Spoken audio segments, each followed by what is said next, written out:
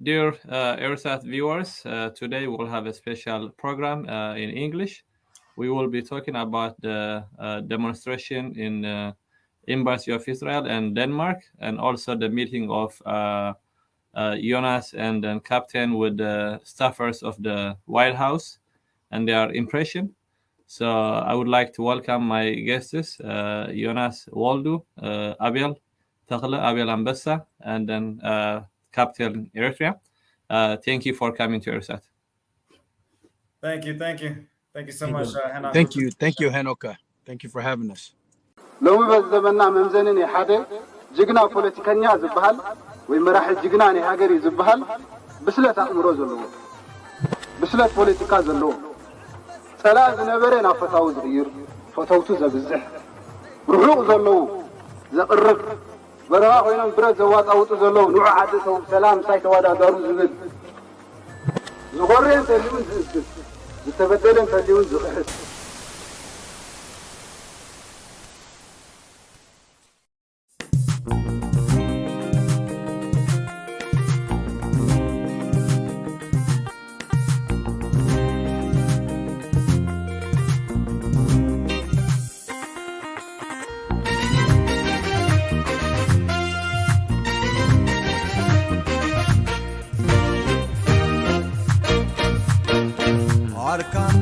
Arkana jaganu sabqalsi maqalih dimtsikhum dtazano mersi atum naytmal maqalih naylo m'ibusan izkhab zaykon ta'assunatkum wasan burhuy kallabu khanakum risan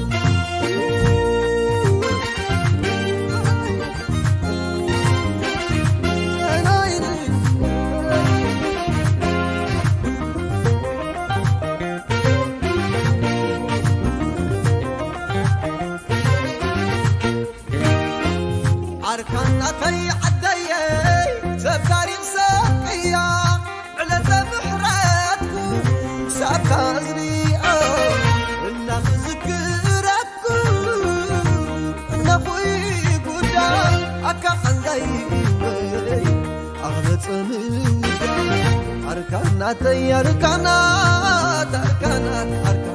jaganu sabqalsi na'akhum zayt استرفن نفسي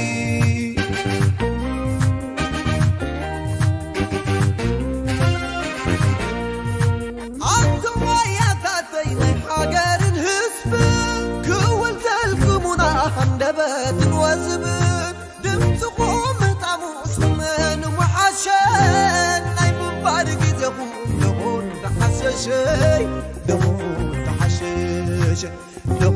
تحسشي دمون تحشش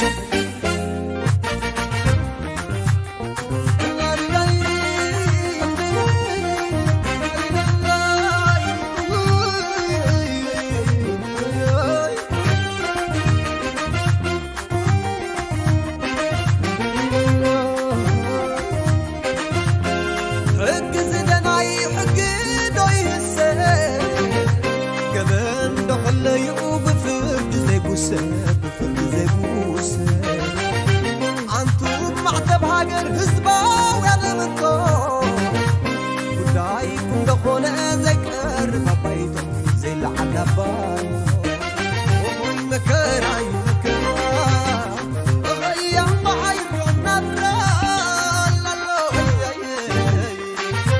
يا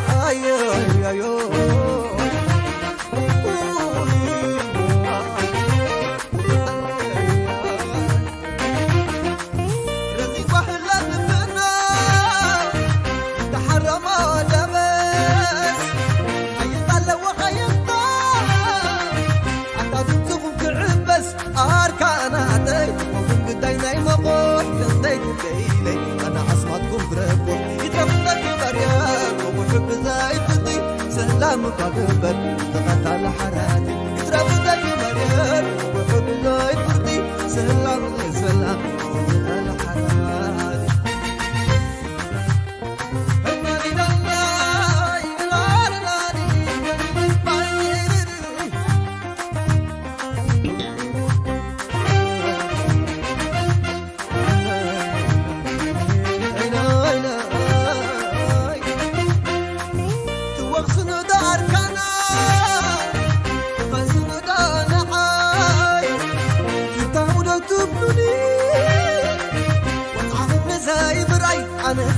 يغلكم يبزح اللون كما يملاس دمو كتامو خوين شتاما أركانا أكل يورا زرزان مريت كابسم غربت بناريهم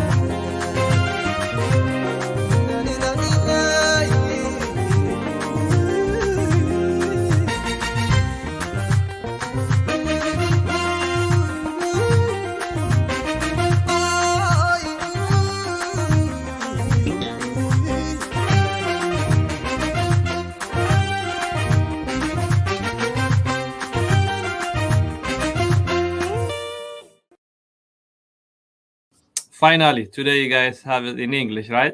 Yeah, that's what we wanted. That's what you guys were begging for so long, so we have it today. And there you go. Good. So let's start with the protest in DC. Three of you were the attendees. You guys were coming out of the city, from Seattle, Minnesota, and then Vegas. So how was your experience? So let's start with the experience. I'm gonna start with you, Jonas, and then we'll go around each of you. About your experience of the demonstration. Yeah. Thank you, Hinak, for having this platform for us to be able to speak on. Appreciate you a lot for this. We say a lot of good things about you, brother, so we appreciate you. Thank you. In terms of my experience, I was really impressed on how everything was organized. And for me, I was impressed with the turnout as well. And everybody was there for a purpose. I love the fact that everybody was wearing their Brigade Hamadou Blue Revolution. It was a huge achievement. What happened there? We started off with the protest at the Israeli embassy, and then I was expecting everybody to get in the car and go to the next place. And the reality is, we took a walk like a revolution, like a true movement, and we made it all the way over to Denmark. And it was just a beautiful experience. So I would say overall, very organized, very impactful. All the chants, all the speeches hit the point. We made it very clear while we were there. And Ambassador, he sounded great. He did great. Captain Airship did great. He did great. It was just an amazing experience. That's wonderful. Captain, let me come to you. So what was the objectives? Was it like the same objective going to the Israel embassy and then the Denmark embassy? Was it like a different objectives? Do you think that, the demonstration also met all these objectives? Do you think that it was successful in the objectives? Yes, sir. Hanok Hawe, let me tell you. So the objective was two separate objectives. Now, we have to understand. First, we have to understand that each country perhaps may not understand the magnitude of what's happening within the Eritrean community. Right. First. Secondly, with the opposition in Israel attempting to defend Israel from Higdef agents, Eritrean agents. Maybe the government there doesn't have a complete understanding of what's happening. Hence why we went to the Israel embassy to let them know we're not against you. We are standing with you, but please stop arresting, assaulting, and shooting our opposition, Eritrean opposition brothers, as they're attempting to rescue your country from thieves, liars, and killers that are coming from across Eritrea and subjecting the diaspora or the immigrants to bullying, torture, taxation, and that was the whole point. So technically, it wasn't against the Israel government. It was just to maybe educate them. Now, when we headed to Denmark, that was a whole different situation. Denmark acted hostile against Eritrean opposition, and we basically told Denmark, shame on you. Same thing. Denmark is a democratic country. If the Eritrean opposition is there saying no to Isaias Afwerki, essentially they're attempting to protect Denmark from terrorism, from false asylum seekers, from false taxation, kidney harvesting, human trafficking.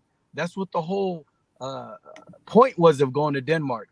But essentially it turned out that Denmark decided to put our brothers in harm's way. So we let them have it. We let them know we're not going to tolerate that. Our brothers in Europe and and everywhere else with the blue movement was standing with them and attempting to be a voice for them. Denmark, Israel, and all these other embassies need to understand there's a movement and there's brothers that are going to stand with each other to ensure justice is served. Thank you. All right. Yeah. It was two different objectives, and it was very successful from my point of view as well. Abiel, what was your experience? Is there anything that's something that you think is very important that people should know, especially those who didn't participate? Of course. Yeah. Absolutely. Thank you so much, Henok, and thank you, ERISAT, for having us on. Awesome experience. Honestly, there's nothing more tranquil and welcoming and empowering than being in a blue wave. Everyone should experience it. You look left, you look right, all you see is melee flags and everyone wearing their banderas. They're having flags up in the sky. It was the most beautiful part was it was very diverse. You have people, Abetis, you have Menesetat, you have people like me, Jonas, and Captain that Abdega is Abina. We grew up outside. We have people that just came here. We have people of different wood dubs. Everyone that just wanted to come together and say no, right? And so then one of the other things that has stood out that we've been thinking of different ways of engaging is we made flyers. We're handing these flyers out. So that was informing the audience of the situation happening in Israel, that we have people that are arrested. We're trying different ways of engaging the community. We have QR codes that you can scan on the flyers, similar to what we did in Seattle, that you can do click to email the consulate of Israel, click to call. You can call the ambassador's office of Israel. I believe his name is Michael Herzog. These are different things that we've been trying. So we're trying to come and use every single outlet that we can. And also, like Jonas was mentioning, we looked up how far the Denmark embassy was, about 2 miles. So we're debating, should we do it? Should we not? We're talking with the leaders, and they said, we have people of a wide range of ages, mobility issues. They said, this is nothing. Let's all go. Everyone walked, and we did it together. And so that was awesome. And then I think what really stood out is that we're doing no matter any obstacle. There's nothing that seems to be stopping our people right now. We're coming together and we're using, our population and, everyone's diversity as our strength right now. So that's probably been the most humbling and most empowering experience for me. Yeah, indeed. Jonas, during the demonstration, one thing that I saw was there were a lot of people like you and Abiel and Captain who were born in USA. And, there were a lot of young people. This is something very inspiring. But at the same time, there were a lot of young people who are also missing, not coming into the demonstration. Those are actually really affected by the regime. Some of them may have been subjugated to arrest, to life-threatening situations back home. They have been going through a lot of difficult journey to come to the United States. You didn't see them. They didn't show up. On the contrary, people like you, showed up, and not only you, but there were a lot of people. What can you say about that? What message can you send to those people who has been through all, stuff that the PFDJ give, and then they didn't show up? Yeah, that's a good question, Henok Highway. I would say this: the more active that we are in making examples of these PFDJ enablers and actually detaining them and getting them arrested and things like that, you're going to see more people have more courage to stand up, because a lot of people, they don't want to get blackmailed, they don't want to get harassed and so forth. But the minute they start seeing them getting justice, getting detained and getting arrested, getting prosecuted, watch what happens with the courage. Everyone's going to come up even more aggressive, because like I said, there's 4 things: fear, selfish, foolish, evil. We get rid of the evil ones, the ones in fear will have more courage. The one in selfish will realize there's a bigger opportunity, and the foolish ones are going to get educated in the process. So just let's focus on the evil ones, detain them, and then I think more people will come out. That's good. Captain, there are a lot of PFDJ supporters in this area and the MV area, and some of them has big and loud mouths, but they were nowhere to be found. And then so I mean, what message do you does it send that for people showing up in this area, and then also even trying to locate those people, but they say one thing in social media, and then you don't see them also in action. So what do you want to say about those people? That's an excellent question, Henok. So there are a lot of Higdef in DC, and other states as well. Myself and Abel know very well. Unfortunately, the way I see it is Higdef is just propaganda. The government of Eritrea utilizes certain personnel or people to be a voice for them, but none of them will bust a grape in a food fight, right? Ever. The thing is, Higdef is only empowered when they have numbers. They're never empowered by themselves. If you catch a Higdef person by themselves, my brother, my sister, I love you, that's the type of talk they have. But when they were like 40, 50, then it's a whole different ballgame. Now check this out. What's interesting to me is I can call right now and gather 1,000 people in Brigade in Hamadu at any state. Minimum 500 by one flyer. So do these Higdef people truly believe in their cause? They don't. It's self-gain. Everything they do, there's some sort of gain, whether it's social media, fame, money, the Higdef cadre. But we have to understand, let's not mistaken the average Eritrean who waves a red flag is Higdef. That's not the way it works. There's a lot of youth, they're just proud of their fathers, of Shabia and Jabha and our history. And so there's a lot of youth like that. But they tend to stick with the Higdef crew. When there's a festival, there may be 200 out of 3,000 people, there may be 200 actual Higdef cadre. The rest of the people are just there to dance and have parties and meet people, and that's it. These aren't Higdef. That's where the confusion in this blue revolution comes in. A lot of people think, no, he's Higdef. No, he's not Higdef. He's Eritrean, and he's proud of what his parents did for Eritrea. We have to be able to make a distinction.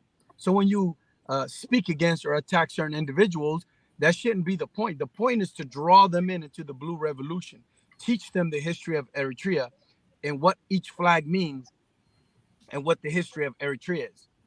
All of us are Eritreans. We all seek justice. We all seek new leadership. We all seek a brand new foundation, rule of law, manifesto, and everything else that can rule Eritrea and guide Eritrea to the next level. Resource-wise, we have everything we need. But in 32 years, these youth have to ask themselves, why have we achieved our goals? Why are our people starving? Why are people running? Why don't we have universities? I personally hold it more against the people that was raised in a diaspora than against the people that are brand new. Did you know the people that are brand new, the Eritrean, the fresh people? Do you know I would free my Eritrean people if only they knew they were enslaved. They don't know they're enslaved. They only know when they wake up what's happening in Eritrea, and that's the best they got. So how would you know you're enslaved? But the people that live in the diaspora, like myself, Jonas, and Abel, we have school, we have everything. We have everything we need to make an educated decision. Google is your friend.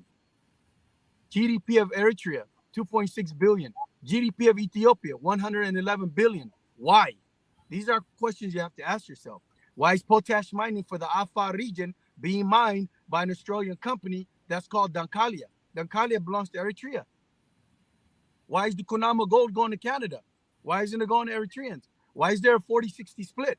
These are the questions, the geopolitical aspect of what we have going on in Eritrea. The youth have to ask themselves, if $9 billion a day are passing through the Red Sea, how come we're not getting that $9 billion a day? One day there was a ship that broke down at the Red Sea. Cost the world $9 billion a day. They fixed it immediately. And yet they don't know we're oppressed.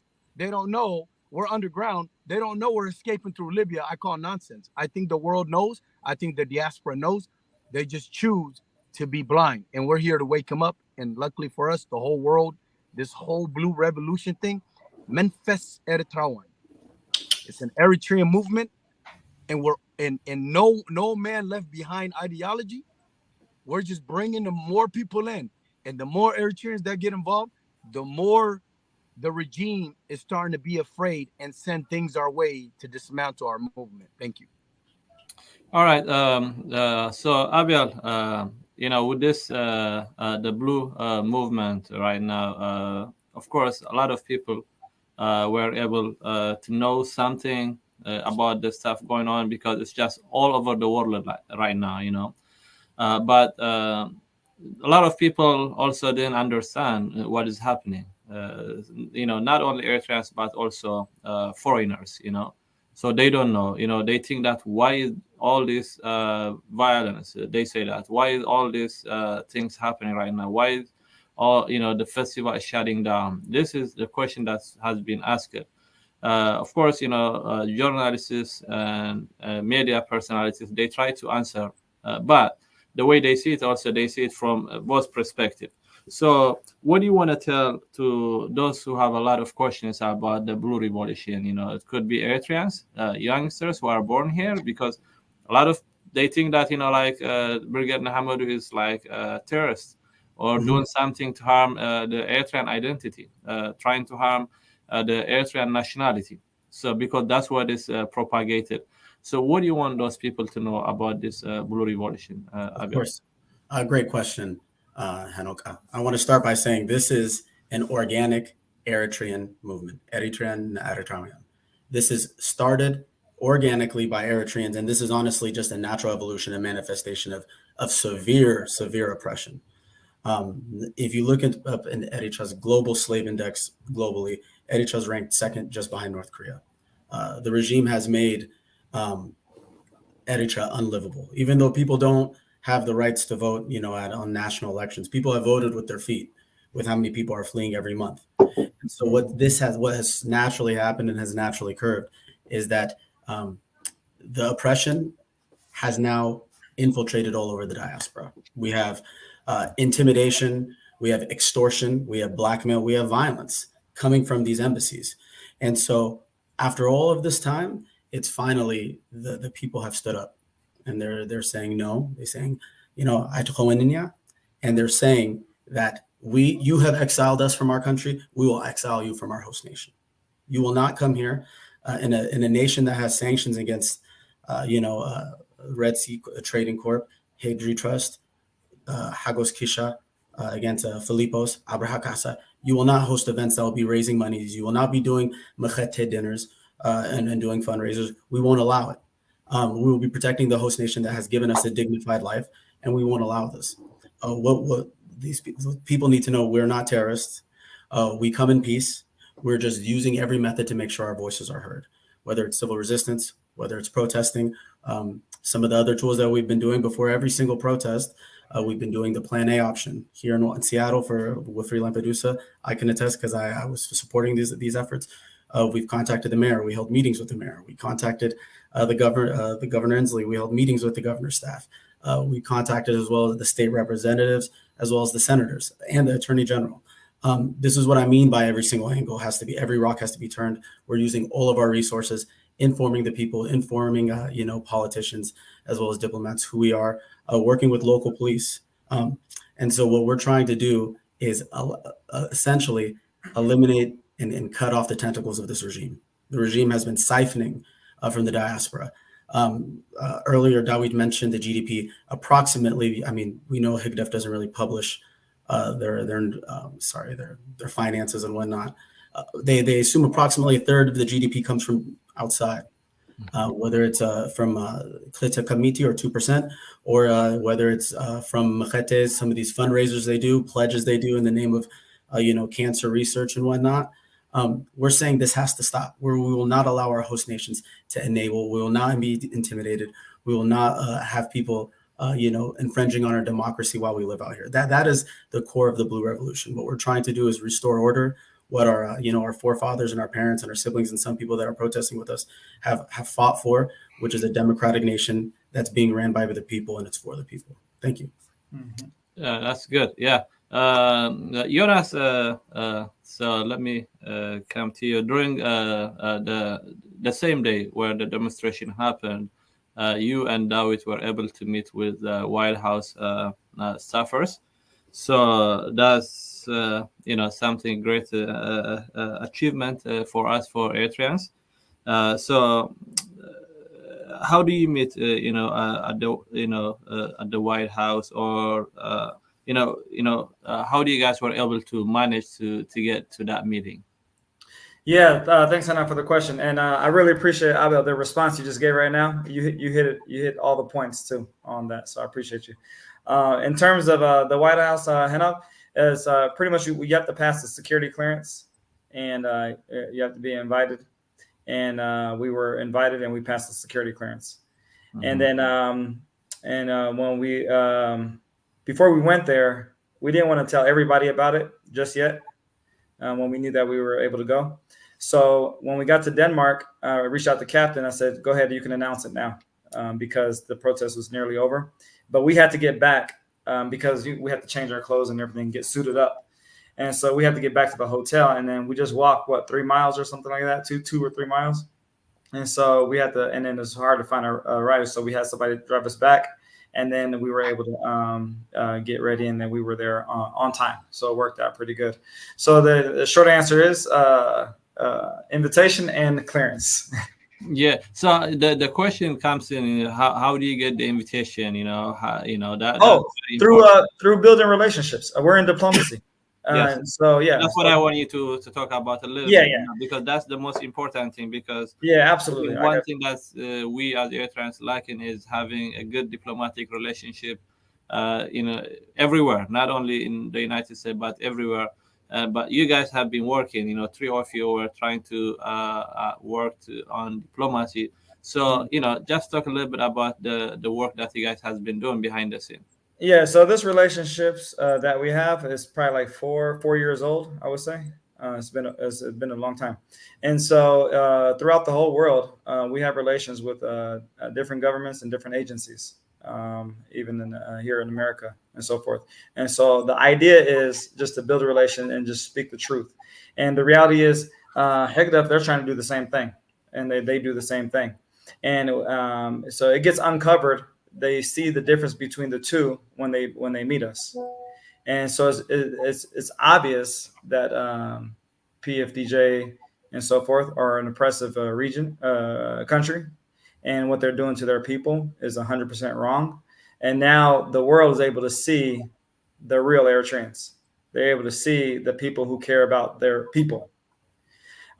So yeah, it's just pretty much a matter of just building a relation. So I believe every Eritrean should have a good relationship with their local Congress people, local people, because you want them to know what's going on in your community. And that's the key. That's the key with the whole thing. And so, yeah, I hope that answers your question, Heno.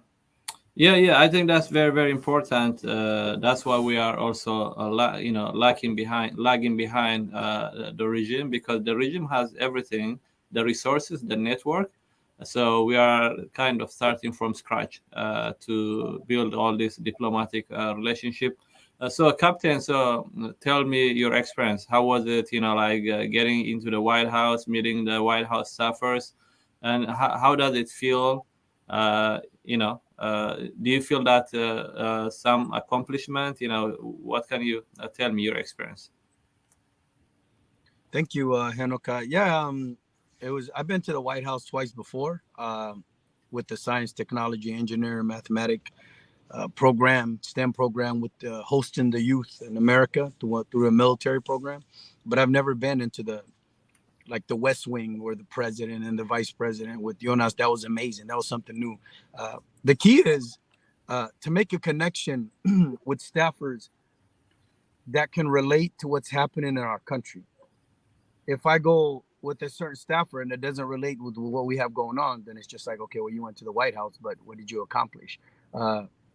Interestingly enough, Jonas and I made key connections. We don't really want to give names and stuff here, but because we know how the embassy works, Eritrean embassy. But every time we spoke about what was happening in Eritrea, maybe not the details, but overall, they knew exactly what was happening. You said Israel's, you're like, yep, we saw that. You say USA, Tacoma, yep, we saw that. I was amazed that the amount of knowledge they had of our movement. And I was just kind of like, wow, Jonas, they already know all this. Another thing I would like to mention is people think in their head, like, for example, if you suspect someone of being Higdef, all three of us met in that pretense, right? I suspected Jonas, Jonas suspected Abel, I suspect Abel, he suspected me. That's how we met. So this Eritrean movement, how do we build the trust with each other? You put the person in a position to work. I watched Abel work for years. I watched Jonas work for years. I'm like, man, these guys are really good. Intellectuals, successful. These guys could take us somewhere, right? These youth, they could take us somewhere.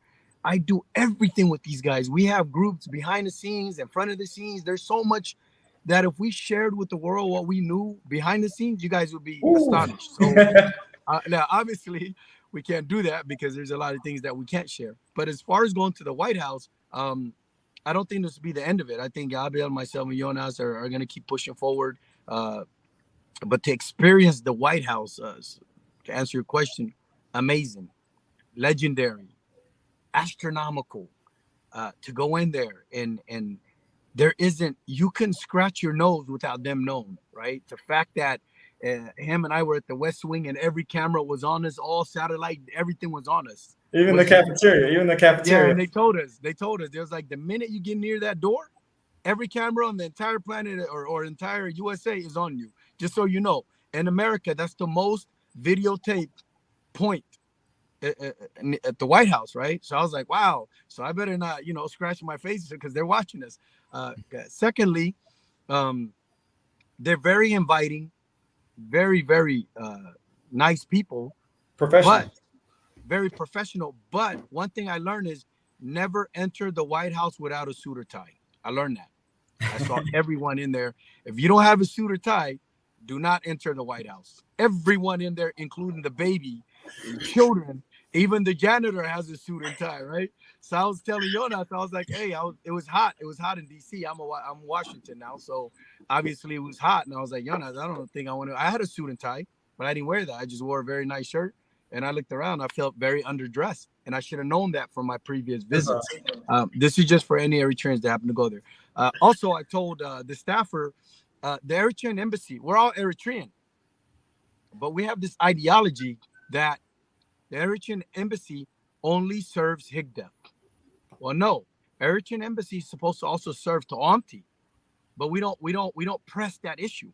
So as Ta'amti, we could technically go to the Eritrean embassy and say, I am not being represented. My voice is not being heard. Why am I not being represented if this embassy is here to only represent the 10% of Higdef who are making money off our people's misery, right? This is something we got to think about. So all Ta'amti, regardless of what they believe, how they believe, all came to the embassy and said, I'm not being represented. We can shut that embassy or that consulate or charge the affairs and get someone new in, or perhaps have someone selected that is maybe in the middle. We all know that's not going to happen because of Higdef and the way Eritrea runs, right? But that kind of sends a message to the United States, hey, there's only a 10%, 15% Shafatu that have a representation. The rest of us are not represented. I can't go to Eritrea. He can't go to Eritrea. Jonas can't go to Eritrea. You can't go to Eritrea. Why? Because we exercise the freedom of speech. Our pictures are most likely at the airport. The rest of the United States government, to include the president, needs to understand not only are we in prison in Eritrea, we don't have the freedom of speech here the way we want to represent ourselves. No one represents us. We have Sophia Tesfamariam, Solomon Burhani that solely work for Isaias Afwerki. For example, if you notice the meeting with the Russians, with Russia, Russians came with 21 laptops, all intellectuals, pen and papers, ready to take notes for this little country called Eritrea, right? Mother Russia did this. All the Eritrean delegates, no paper, no computer, no notes. They were sitting there like this. These are the people that are representing my people. I could do a better job than them. Abel and Jonas and Heno could do a better job than them. So if the embassy is never open, the Eritrean embassy, then what are we doing, Heno? What are we doing? Who are they representing? So we maybe need to have this honest discussion as Eritrean diaspora and figure out a way that our voices can be heard. Thank you. Yeah, thank you, Captain Abel. I see you have been working a lot behind the scene, especially on building relationship, on diplomacy, not only at the bigger level but also at the local level. Talking to Congress people, to the mayor, governors, senators, and everything. Uh, do you think that justice seekers understand the importance of creating this relationship? Because I know few people do this one very relentlessly, but I don't see a lot of people. Just my perspective. Like not a lot of people do this one. So how important is this one, building relationship with your mayor, with your congressman, senator, and everything? And what was you reading like about the understanding? I know, great question. I think the simplest answer is no, and that's something that we've been lacking. Traditionally, the traditional mindset that we've been doing for the last third of a century is protest, fundraise, new opposition group with that's a different faction for whatever ideology, and we've been continuing on this cycle. And now we've kind of been turning a new leaf and doing a lot more civic engagement, right? And I think that's really important for the struggle. Why do I think it's important? We don't have that in Eritrea, right? We don't have civic engagement in Eritrea. We don't have platforms where people can, raise issues locally to a parliament or a governance. We don't have that kind of civic engagement. That's what we're fighting for in Eritrea. And some people don't think it's important here. It's extremely important here. You shouldn't be fighting and advocating for something you want back home that you're not even willing to do the foot soldier work here. That's really mandatory. I know we have a wide range up to pretty much we have air trains in all 50 states, right? I'm sure there's some in Alaska and Hawaii. So we need to, I encourage all of them, whether it's the governor, well, definitely your mayor, somebody that's that close reach, definitely your governor, definitely your state representative that's working on House resolutions in the Congress, different policies that are coming across, going to them. You can contact people like me and Jonas, coming to them with a presentation, letting them know who you are, what organization you're part of, and letting them know what kind of policies would help. Informing them of the regime, informing them of the local embassy, the kind of crimes they're committing, violating sanctions under their watch. All this stuff is really important. And when you start to begin to engage them, when you reach back out to them, they know who you are. When we reached out to Pramila Jayapal, our state representative, earlier in the war when there was a House Resolution 445 coming across. Right before we met, we saw that she voted in favor of it. When we reached out to her again, when this festival was happening, her whole staff remembered us. She says, "Hey, I remember you guys. How have you guys been?" That was 2 years ago. And over 2 years of time, she remembered us. She remembered the issues we had. Obviously they have note takers and all that. They reviewed all the notes coming into the meeting and they knew exactly where we stood and they completely understood the issue that we were bringing to them. And we hit the ground running, And so all this stuff is so important because this is the change that we want to see back home. So again, any questions that you guys have, we have a, Baito Diplomacy, executive right above us, or right above me right there. You have myself that's on the team. We can help, we can help. There's tools that we can have. It's very easy and this is their job. This is your local administration's job. It's very easy. It's a few clicks, there's an easy email request or click to request a meeting. And they have to respond to you within a certain amount of days. Again, it's something that we've been lacking traditionally. And I think the last, I'd say about 3 to 4 years, we've really, especially the last 2 years, we've been putting in overdrive to the point where, I feel like these staffers know on a first name basis. We have 2 gentlemen here that were in the White House because of the relationships that we've been building. So it's been improving extremely quickly. And I think it's only going to go up from here. Yeah, that is really fantastic. I think it's very, very important. We need to focus not only at the U.S. level, but at the global level. I think if we want to have an alternative, if we want to have a government in exile or a government that's going to take us back home, we need to build that diplomacy. We need to give them alternative that they are really looking for. So, Jonas, when you meet in the White House staffers, what are the issues you guys were discussing? Did you guys raise anything in particular? Yeah. We raise a real. See, the thing is, America has a lot of priorities, and Eritrea is not on the top of the priority. But the way we raised our issue is we made it the top by aligning it with the meeting that Isaias Afwerki had with Putin. That meeting makes it a priority issue. And because that alignment, he literally said in the meeting, Isaias said that he wants Putin to lead the new world order. And that's just not practical. That doesn't work.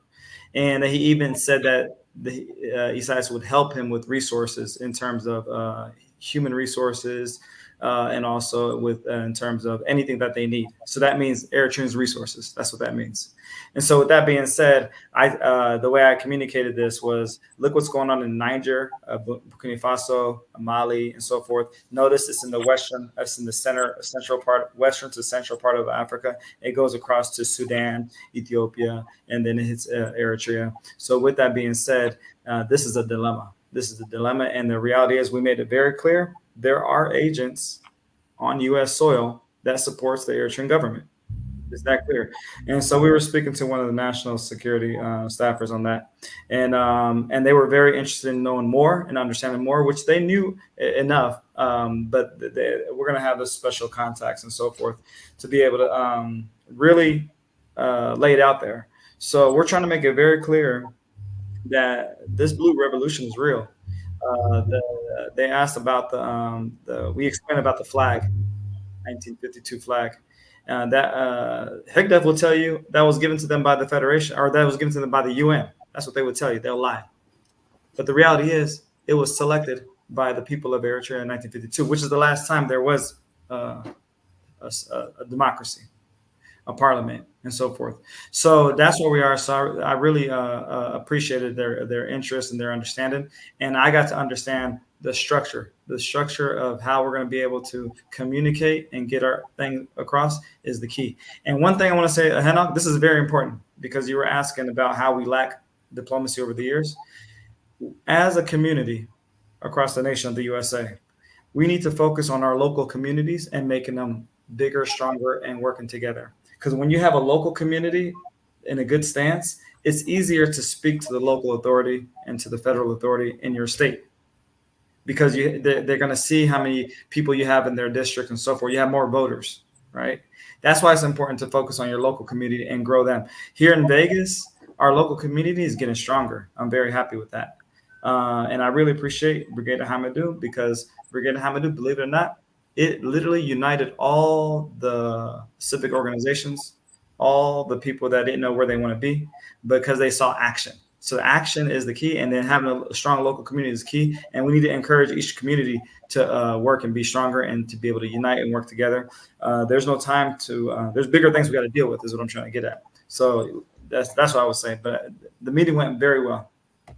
Yeah, that's good to hear. And as you say, action speaks louder than words. Mm-hmm. So, yeah, it is very, very important. Captain. With Brigade Hamadou, we have all this news coverage all over the world. So right now it's all about setting the narrative. The PFDJ, they try to set the narrative not for us but for the world, as those people are not from Eritrea, those people are from Tigray, those people are doing the dirty works of the TPLF. This is the narrative they are trying to set up. We know that we are Eritreans, but this is the stuff they are pushing out to the media outlets. It could be like BBC, CNN, or whatever, or anything that it comes out from the regime's propaganda, like it could be Air TV or whatever. This is the word that they keep repeating. So I'm going to play a clip from Al Jazeera. This is the interview which is done with one of the PFDJ source in USA. So I want to hear your response to his claim. Okay, so probably you guys can have also your own thoughts on the issue and why they are really focusing on this narrative, trying to create this narrative. So let me play this video, okay?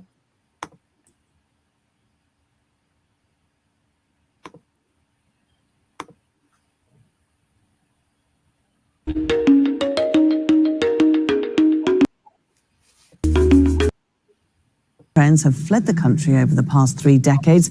Many are refugees in neighbouring countries, whilst others have tried to cross into Europe. Let's speak now to Emmanuel Bidamariam. He's an Eritrean writer and commentator and joins us from Washington, D.C. Thanks very much for being with us. Why are we seeing these clashes in Germany this time, but it's been in other countries over the last few months? Why are they all breaking out? Well, first of all, the narrative is skewed.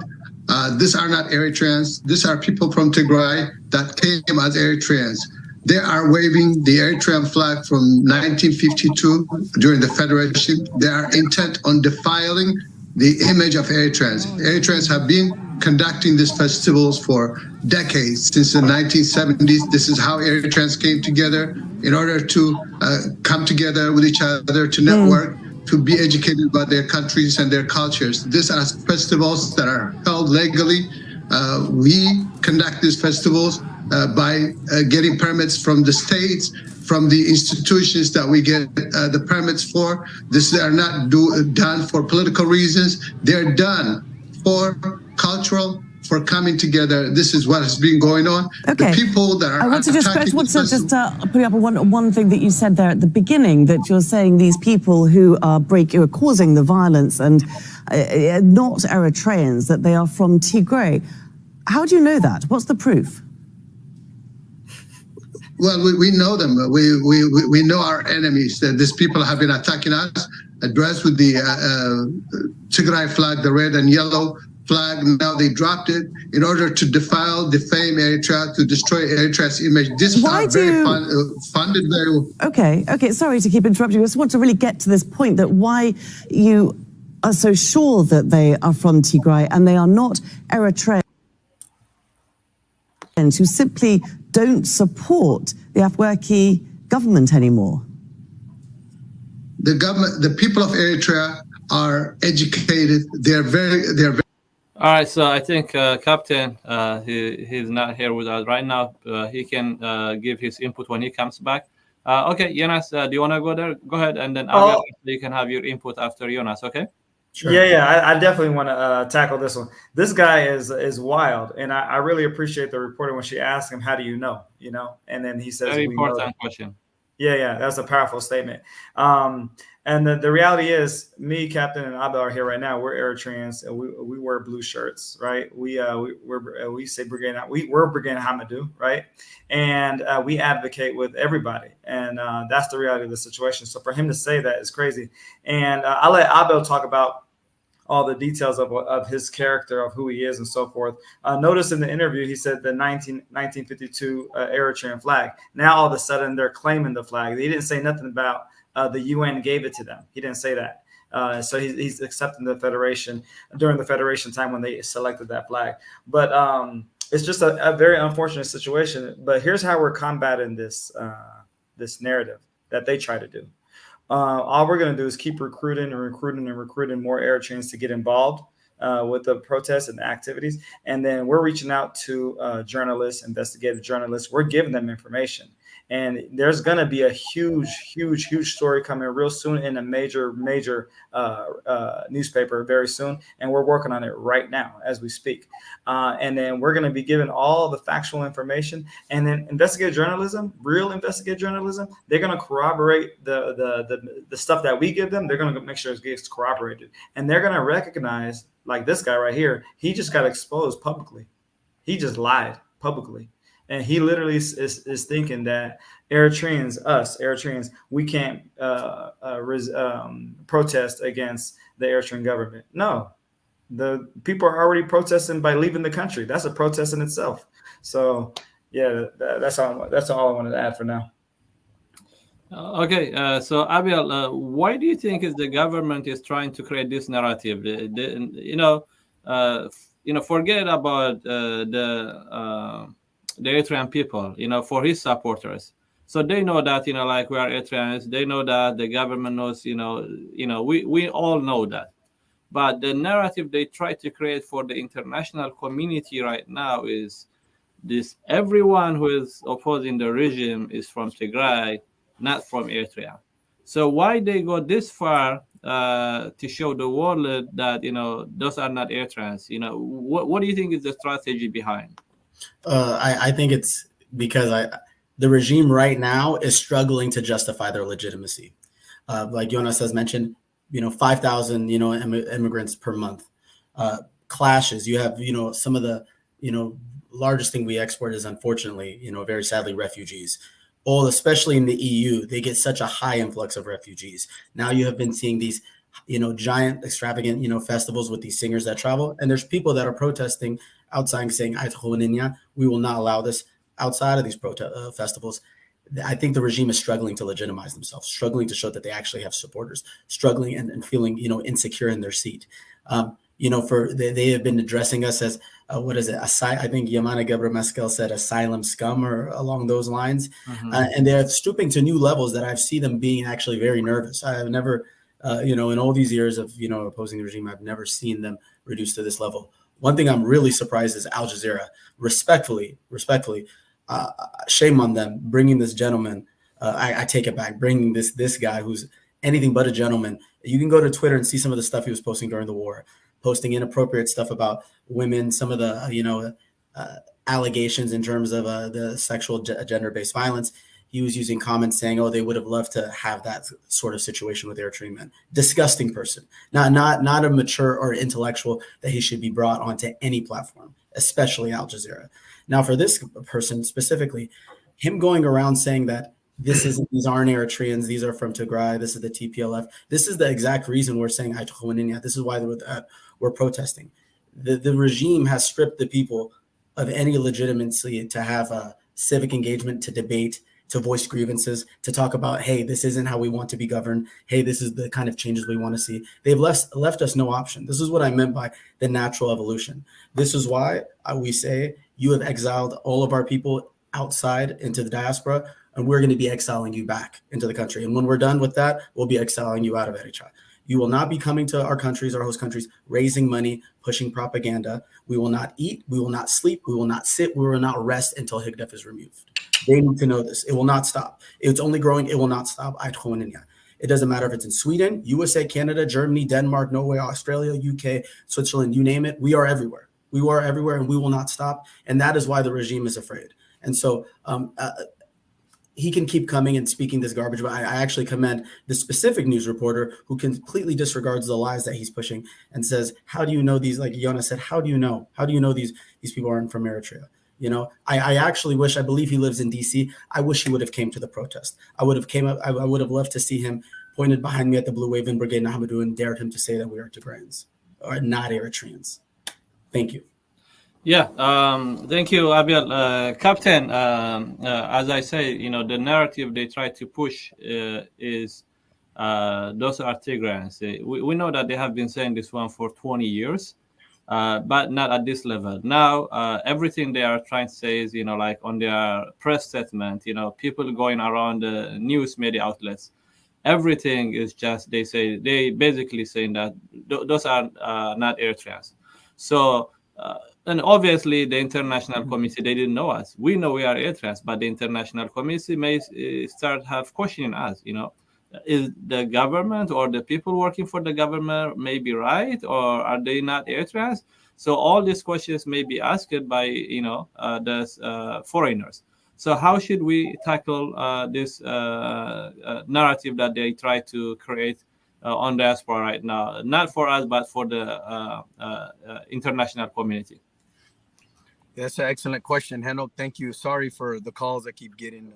There's other issues people are calling me, but this gentleman here, Emmanuel or whatever his name is, when I first came, I used to support the delayed footy behind the scenes for over 15 years. But when I finally came out publicly, was right before the Ethiopian-Eritrean or conflict, or I should restate that. The Ethiopian within Ethiopian conflict, right? That's what the true conflict was.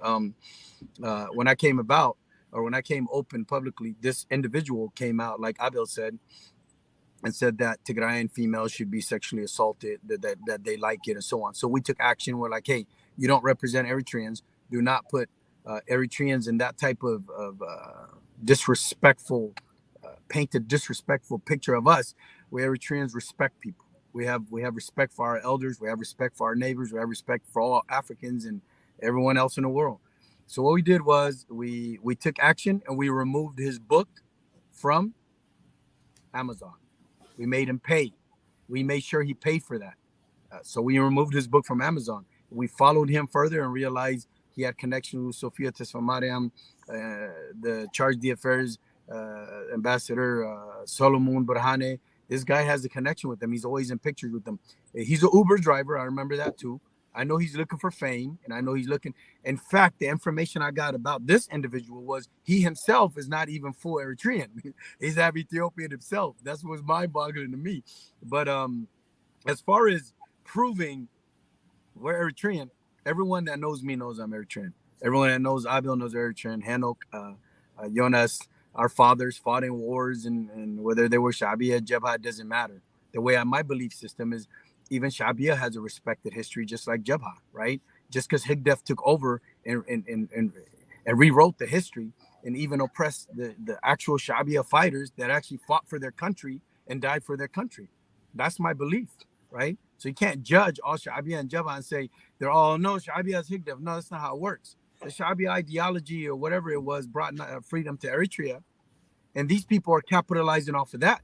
Then we have Suwa'at that are Shabia that died for Eritrea because they believe in Eritrea, right? So we have to get out of this circle of, to be a justice seeker, you have to hate all Eritreans. That's not how it works. We're just trying to correct the shafatu, the thieves, the liars, like this individual who's going to Al Jazeera and trying to say we're not Eritrean, right? That's what's crazy to me. But in fact, if you go to our communities, Eritrean communities, everybody knows who we are.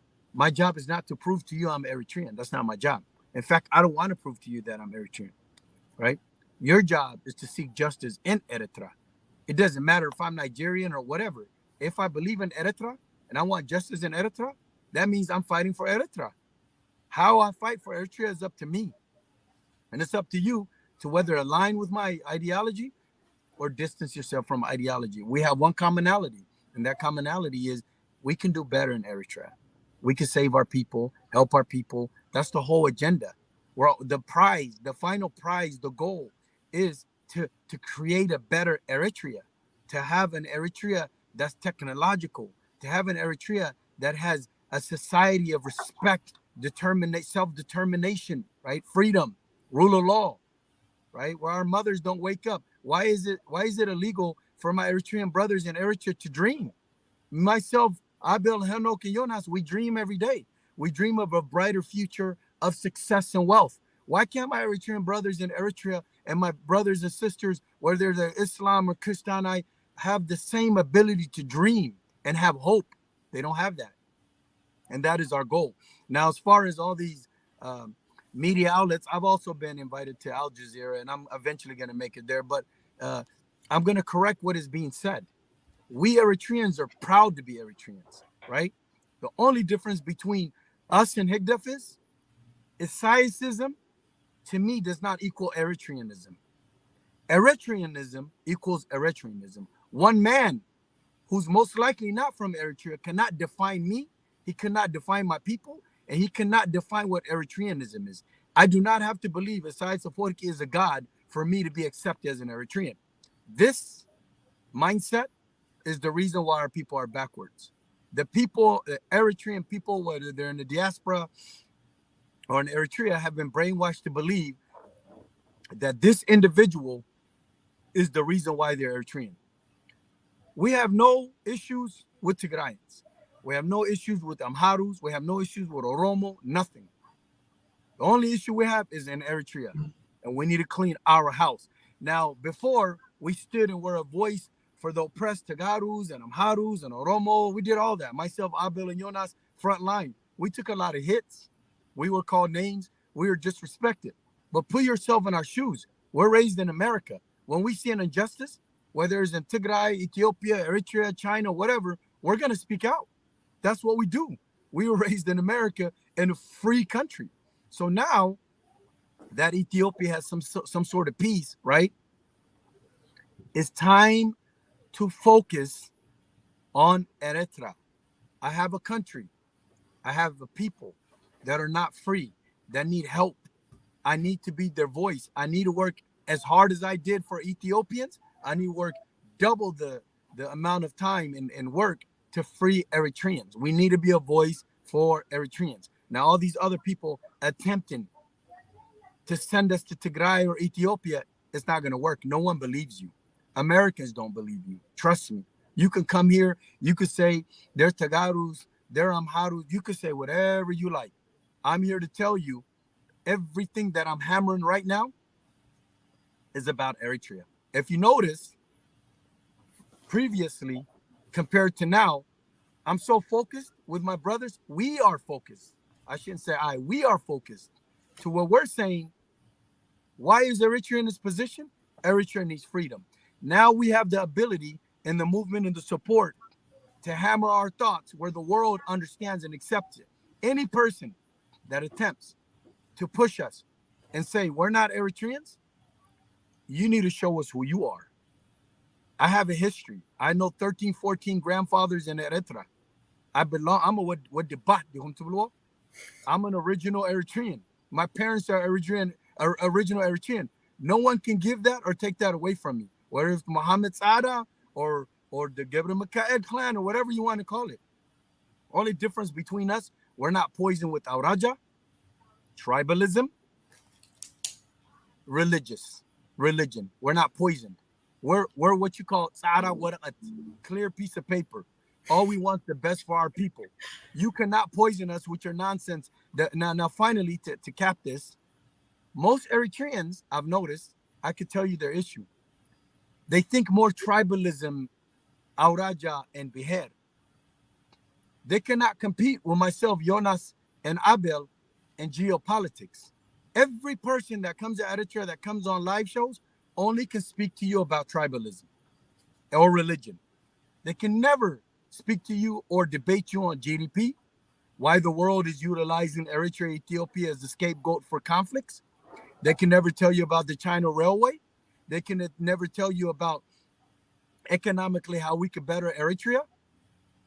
Why Eritrea does not use its resources to better its people. They can never tell you that. The only thing they could tell you is, I am this, I'm a Kologaze, I'm Hamasen, I'm Sarai, I'm Sinhi, then Gaj Barka. That sums up the entire Eritrean politics. That gets you nowhere. We need to make connections to better our people, and we're not going to stop. Like Abel said, there's nothing that can stop this momentum.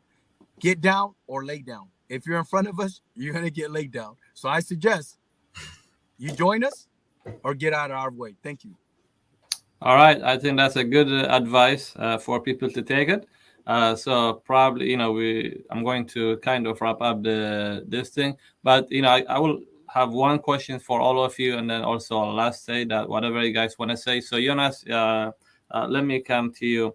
Right now, it's just the Blue Revolution, everything is just heating up right now. And then the balance of power is tipping to the justice seekers comparing to the PFDJ, where they used to be. So what message do you want to send to those who are still supporting the regime? And then especially those who are born in this country, probably they might not know much, but, still kind of, just going with the flow. But they should have a better knowledge, better understanding. So what message do you want to send? Also, what message do you want to send back home? That anything that you want to say. Okay, yeah. So thanks, Hannah, for the question. And coincidentally, that's what I was writing down right now too. So it works out. Good question. Mm-hmm. For the diaspora community that was born here or grew up out here, the message is, I would ask you a question. Have you ever asked yourself, why are young Eritreans risking their life to leave the country? That's question number one. Have you ever asked yourself, why does the Eritrean government not allow a private sector in Eritrea? Have you ever asked yourself, why, when people flee Eritrea, why do they not go to Russia? Why do they not go to China? Why do they come to America? Why do they go to Europe? Why do they go to Australia? Have you ever asked yourself, how long has this been happening? Because I've seen refugees in 85, 86, 87, 88, 89, 90, 91, 92, 93, 94. Every year I've seen a new refugee. Have you ever asked yourself, why does the Eritrean government have a partnership with private companies in the international community? Why do they have a relationship with Canada to pull out oil, to pull out gold? Why do they have a relationship with China to get potash? Why did they have a relationship with Australia originally? And then why did Australia sell the company to China? So that tells you the Eritrean government is taking advantage of the resources of your country that your parents fought for. This is the logic that you got to ask yourself. Why do you only go there during the summertime? What happens when you're not there? These are the questions you got to ask yourself. Why are Eritreans Kab Dege and Eritreans Kab Hager joining forces, wearing blue shirts, Brigade Hamidou, protesting and stopping festivals? Why are they stopping festivals? Then you got to ask yourself, why is PFDJ having meetings at the festivals if it's not political? Why are all the governors of Eritrea and charge d'affaires at the festivals if it's not political? Why aren't there other political parties inside the festivals? These are questions you got to ask yourself. And you as a diaspora know English, you know your language in the EU, because you guys have multiple languages over there. You know your languages over there.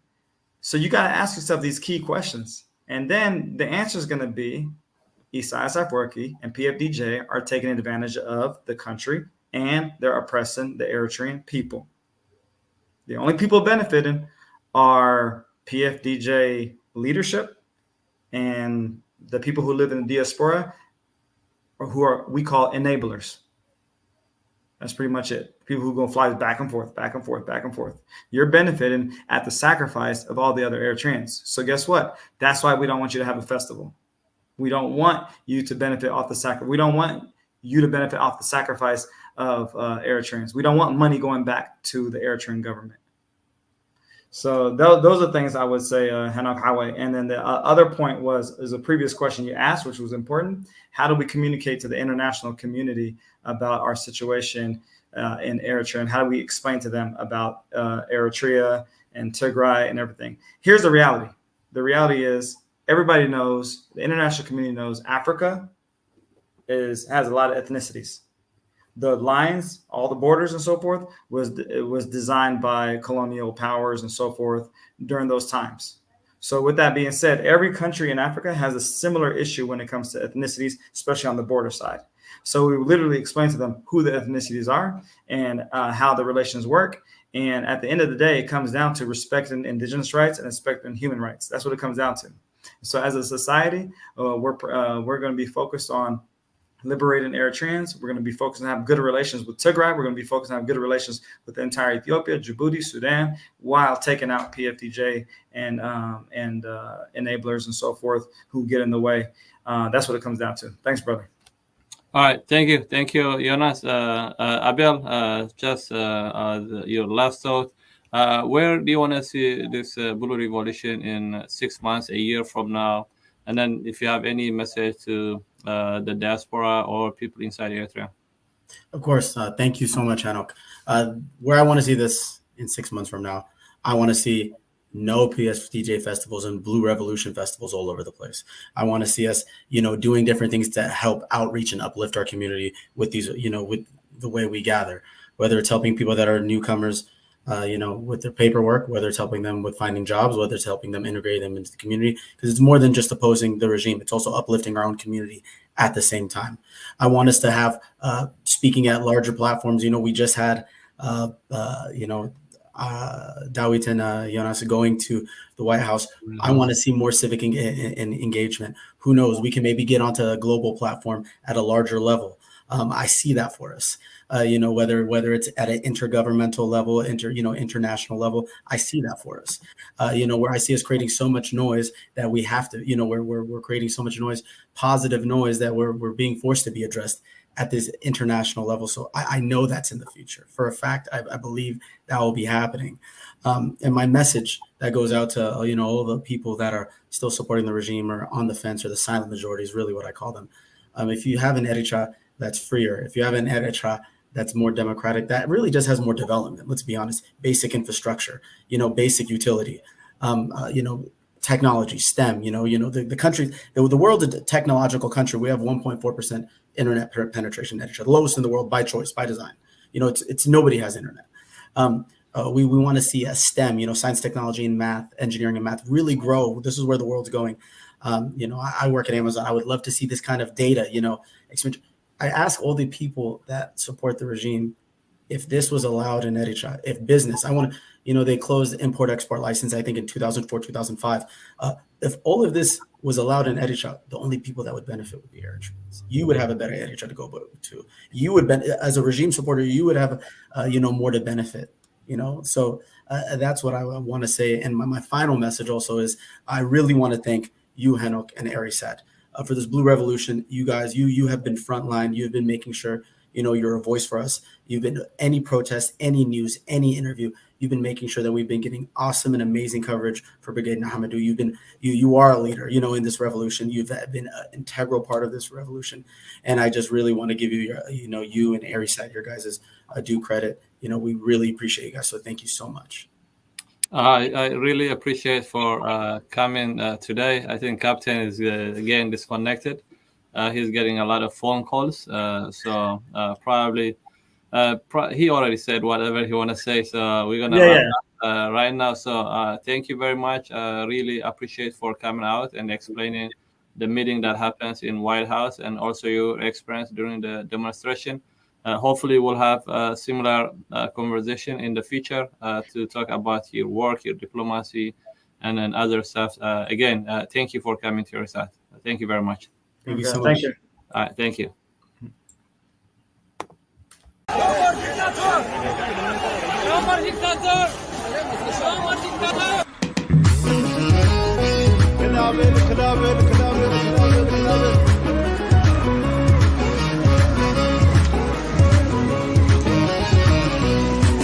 كدالو إرتراوي يعربالو تلمنيانا يعربالو كدالو إرتراوي يعربالو تلمنيانا يعربالو كدالو إرتراوي يعربالو تلمنيانا يعربالو كدالو إرتراوي يعربالو تلمنيانا يعربالو سلاينا تلخيمو مكرانا تزازيمو ورحنا بلو مسيلا تسعة أهلا لكن يلا معدو شكرنا نفاسي وسلو متغغب كينولو وتحزبنا تدالو إرتراوي يعربالو تدمنيانا يعربالو تدالو إرتراوي يعربالو تدمنيانا يعربالو كعرب بري أزفا صنيح أتاريلنا نديو كم ثمن بريحو إرترانا بلي كم السنبعاف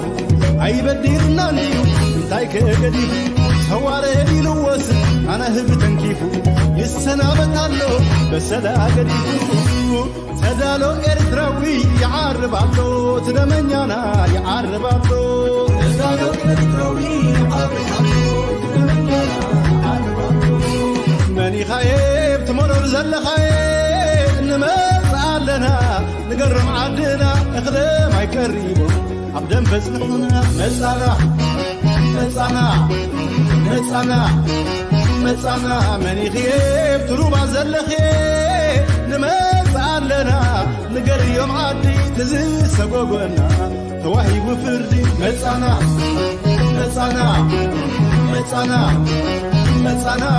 نملسلو وان أخيلو تعاليقنا فقارو خلو ملك فريسو فتحرقيسو وقين وري وقين كابها قرنا خطفيو العداديتاتك نكت عدنا سلام كخوينيو سلام كخويني سلام كخويني سلام كخويني سلام كخويني سلام كخويني عبيت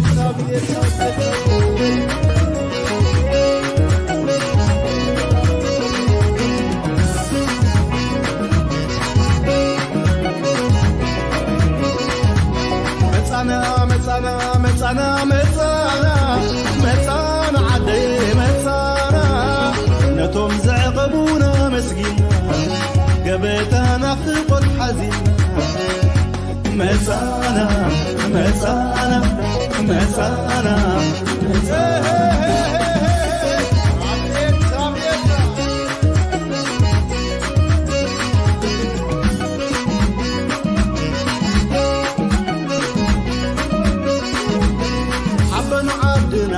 حبنا عدنا لمن ينطفي بمصابنا على البليرنا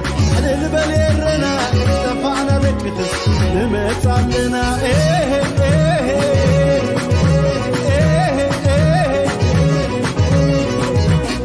حبنا عدنا لمن ينطفي بمصابنا على البليرنا دفعنا بكتس بمصابنا